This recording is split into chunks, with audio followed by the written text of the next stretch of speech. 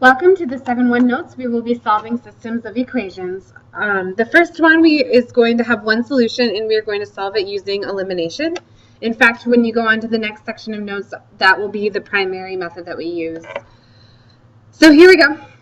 You have two different equations, and what I would do is, or what I would notice is that one has a positive y and one has a negative y. So if you do use elimination, all you need to do is add your two equations together. A big old plus sign right here. What would happen is that you would get 2x's when you add the 2x's together. What happens when you add the y's is that they cancel out, and 4 plus 2 is 6. From here you can solve for x by dividing each side by 2. And finally x equals 3.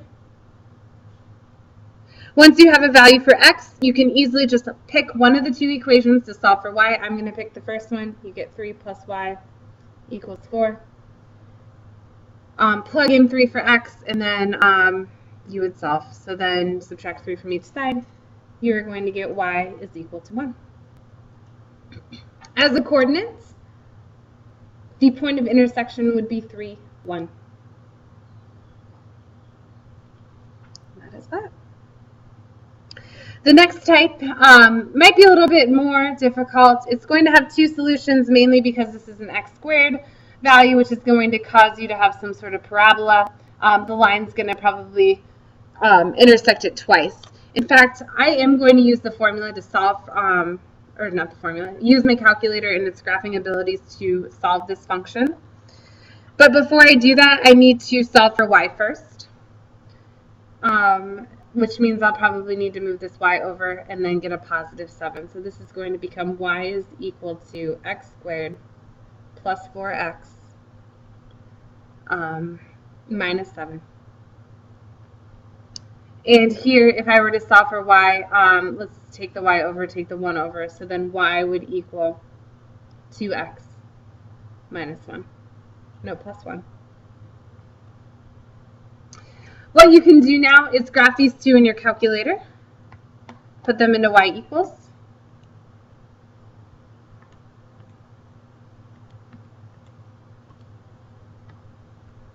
For y1 and y2. And graph.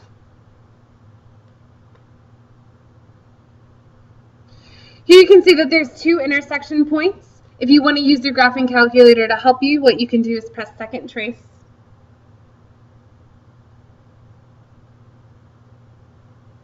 So second and then trace.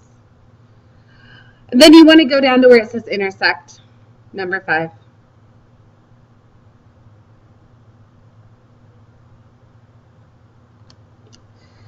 It's going to ask you a series of questions. The first one's going to be the first curve. If you notice that as I go side to side on these little arrows over here, it is going to cause this cursor to go up and down my curve.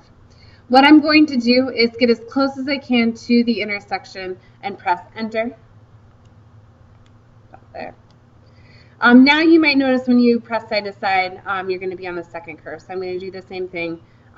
Get as close as I can to the point of intersection and press enter.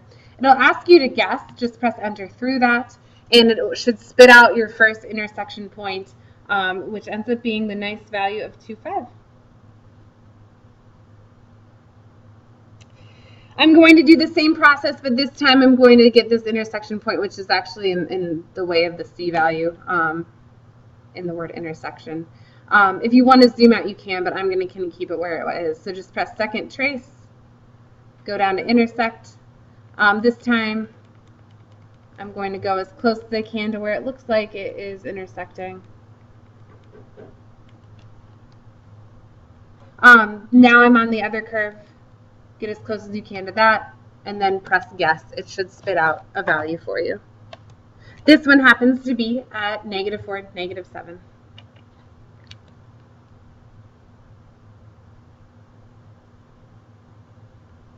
Easy as that. If you were to graph the first two equations from the first problem, then it would only be 2 lines with 1 intersection. You could do the same process. So there you go. There's graphing. The next thing is to solve the system here. This one has no real solutions. I'm going to do this algebraically. If you were to graph it, you would need to, they wouldn't have any intersection. And you could also do that, so you could solve each equation for y and graph it and see that they don't intersect. In fact, let's do that. So this is going to be y is equal to 4 plus x. This one is going to be y is equal to negative x squared plus 3. If you graph these two functions, 4 plus x,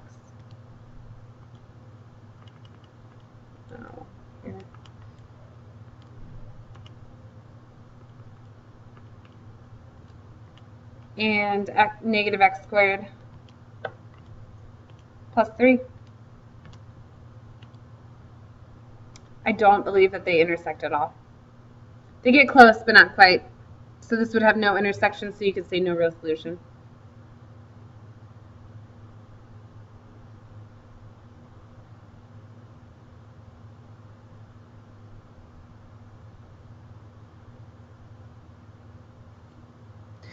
Looking at my notes from previous years, if it asked you to do it algebraically, you can kind of see what I did is I used substitution. I solved for y, and then I put this 4 plus x value in for the y of your second equation, which gave me a quadratic format of an equation. I used the quadratic formula to solve it. What happens is that you get a negative value underneath the square root. Since that is a non-real number, then there is no solution. That was section 7.1. I hope you enjoyed. Thank you for watching, and the assignment is on the bottom. You will be doing that in class on Monday. I know it says due Monday, but that was from last year.